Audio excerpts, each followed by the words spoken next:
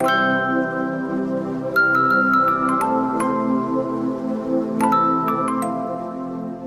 everybody, today I have 5 tips for you to help you study more effectively to set yourself up for success on passing the bar exam.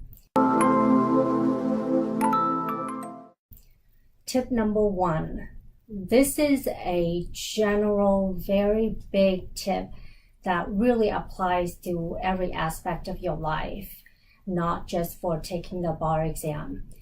And that is creating a good study habit. It's all about habits, right? We all know that in order for you to succeed at anything, you really need to make it a part of your life. And that means that you have to create a pattern that will lead you to success. That means doing the same thing over and over again. And in this particular case, you were studying for the bar exam. Now, when you start out, it's going to be difficult. Like anything else, if you, especially for those of you who have been out of school for a while, it may be a little bit difficult for you to get back into studying continuously, but you really need to make a commitment to create a habit of, whether it be every day, every other day, every evening, whatever that pattern is, you need to make the commitment to tell yourself this is what you're going to do so that you can set yourself up for success.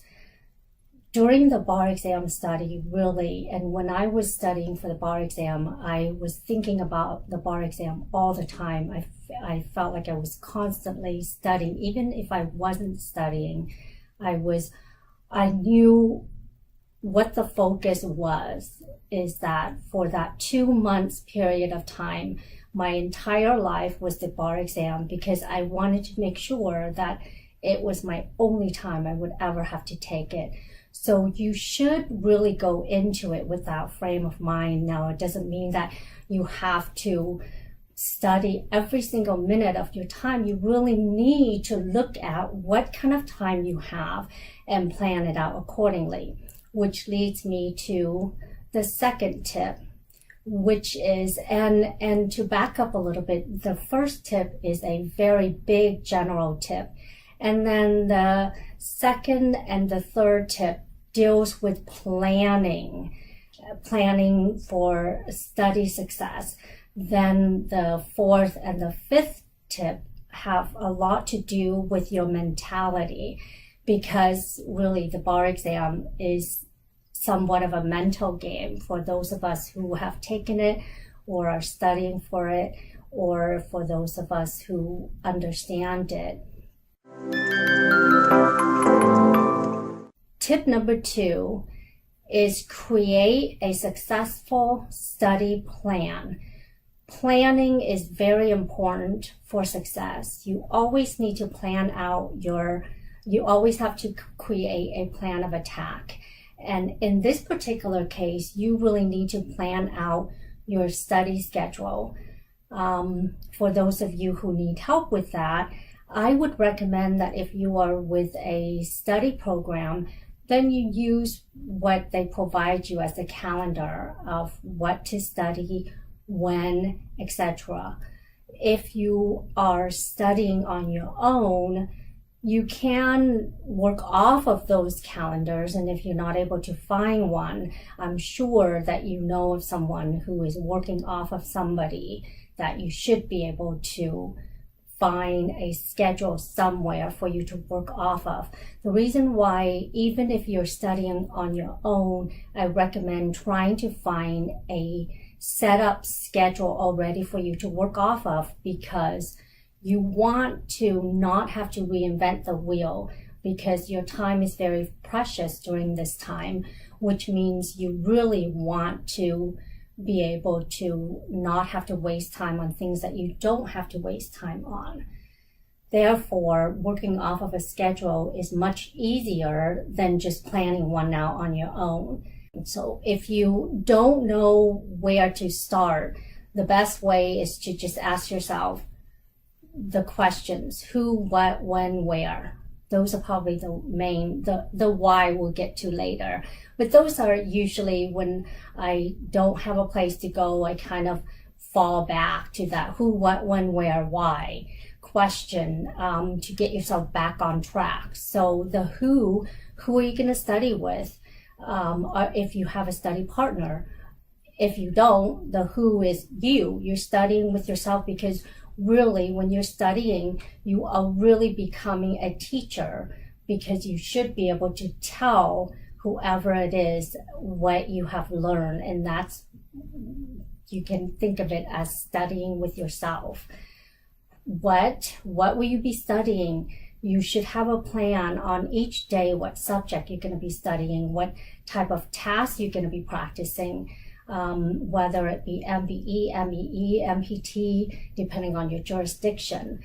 The way you determine what to study may have to do with the program you're in, or you can prioritize what subjects depending on the frequency of test. And as far as planning what to study, that is a whole other strategy. Really, any of these tips have their subcomponents where you can talk about how to strategize and how to plan out each one of these separately. So when you need to block out the time of day you'll be studying, and that will depend on how much time you can allocate to studying based on your schedule. So that's the when. Now, the last question is where. Where are you going to study? You need to plan out where will you be studying. And that goes for, that leads me to tip number 3, which is creating an effective study space. Now, for some people, that may be more than one space. Some of you like to study in the library, or sometimes in a coffee shop. If you are actually able to focus in the coffee shop, you need to really be mindful of your study space. Where will you be the most focused so that you can get the most out of the time that you actually allocated for studying at that time? The where doesn't necessarily have to be one specific place, but I would recommend that you pick locations and then pick one spot within that location. So for example, if it's the library or at your school, pick a specific spot at your school, such as the library or study room, whatever it is, and try to utilize that space regularly whenever you do go to the school, so that you don't have to walk around wasting time searching for a spot thinking, oh, well, today I guess I'll study in here, or, oh no, I don't know where I'm going to study today. If you have a space in your home that you're planning on studying in your home or your apartment, pick one spot and make sure that you have that spot to go to regularly. Again, creating that habit. And in terms of creating an effective study area, what you want to do is you want to make sure you have everything readily available. That means you need to have your books, whatever books you're studying. You need to have notebook papers if you're writing by notes, and pens and pencils. And side note, I had recently heard, not sure if this is true or not, but apparently if you write in blue ink, you are able to retain the material in your memory much easier. So who knows if that is true or not, but if you are one of those people that take any type of tips, that may be something that you will want to try, is to make sure you're using blue ink if you are outlining by writing rather than a laptop. If you're using the laptop, make sure you have your laptop in that area all the time. Don't give yourself an excuse of getting to your study area and thinking, oh no, I don't have this, I don't have that, so I guess I won't be able to study that. Now, set yourself up for success, and really after your study period that you have set out for, maybe what you want to do is just leave your book open for the subject that you're going to be studying the next day, so that as soon as you get to that spot, you are ready to go for the next subject that you were going to study. Okay, so those two tips are more about planning things out, making sure you create that area, create that space, create that schedule for you to be able to get right to it and get right to studying. But then the other aspects of it is your mentality. What's going to happen? You have your space, you have your calendar, you sit there, and what are you going to do? You need to really study with a focus. Find a way for you to make sure that when you are at your desk, at your study area, for that amount of time that you have set out to study, that it is focused studying. That means no distractions, which probably mean for most of us not having the phone there. Or if you have the phone there, make do not disturb be your friend. Turn on that do not disturb. You are probably not that important for anybody to get a hold of for the amount of time that you have set out to schedule. And remember that do not disturb can be broken if people call you 3 times. And if it's an emergency, they will call you 3 times. So do not make excuses. Your phone should not be on while you're studying. You should avoid distractions such as if you have pets, try to get them so that they're not coming in. If you have kids, if you have any type of distractions at all, try to just for that amount of time, shut it out as much as possible so that when you are studying, you really are just focused on what you are studying. One tip that I like to give for focusing on your study, and this again is a huge topic, how do you focus when you get to where you're supposed to be studying and you are so distracted? One effective tip that I believe work for most of us is to just set a timer. And if you want to use your phone as a timer, that should be the only thing that rings.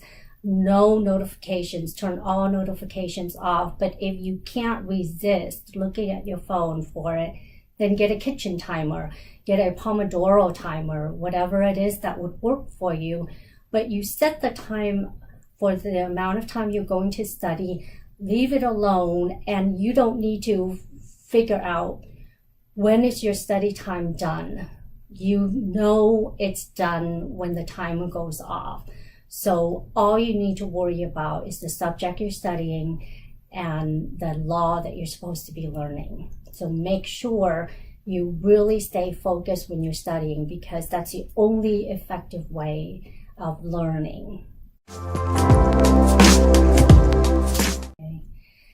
Then the final tip for setting yourself up for success and studying effectively is really finding that motivation to help you move along when things get hard, when things get tiring, when things are not going the way that you have hoped it would go.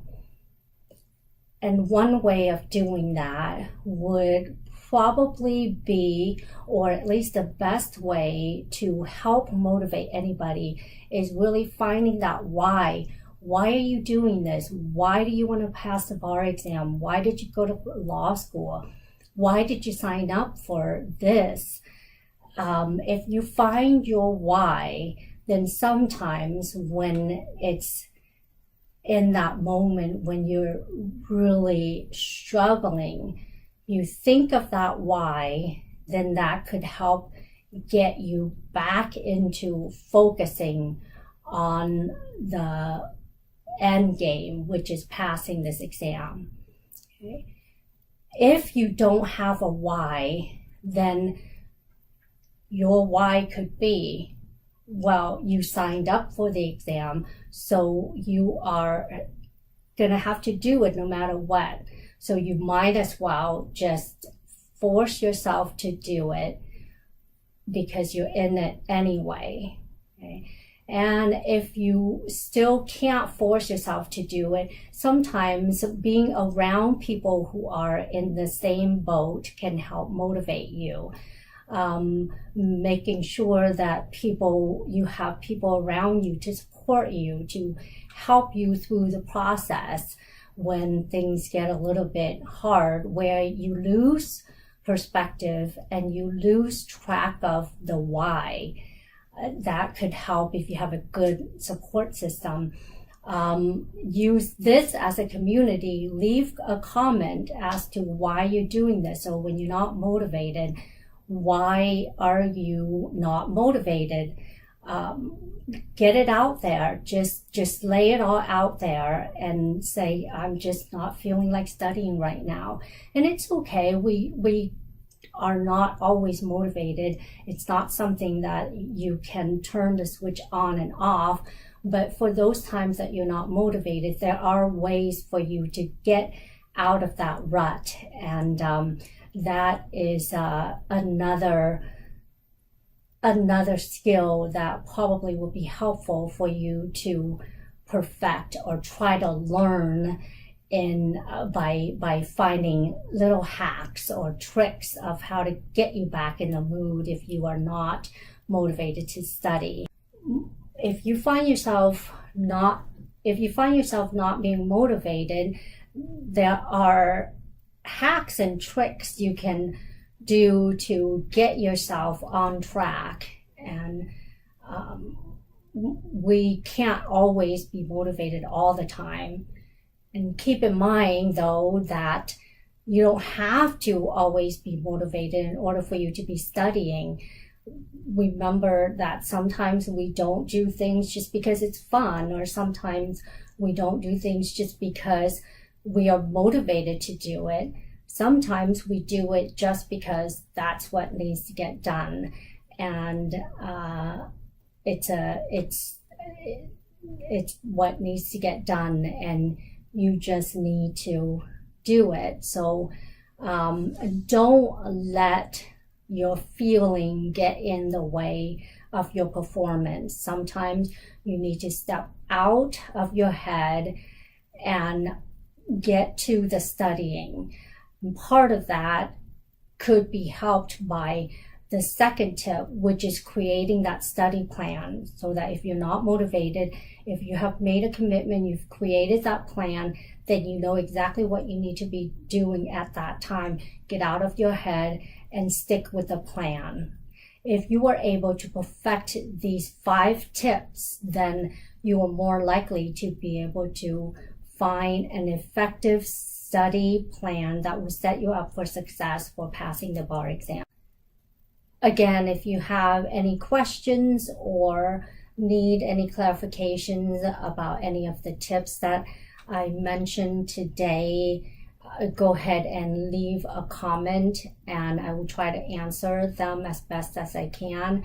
Like I said, any one of these 5 main tips I gave today really have their own separate components that we can all go into to dissect it a little bit more.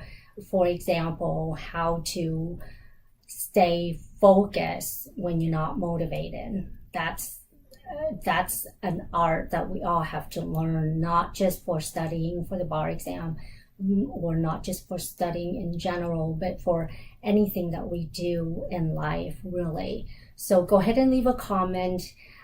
Thank you for watching, and I will give you more tips in my next video. Thank you.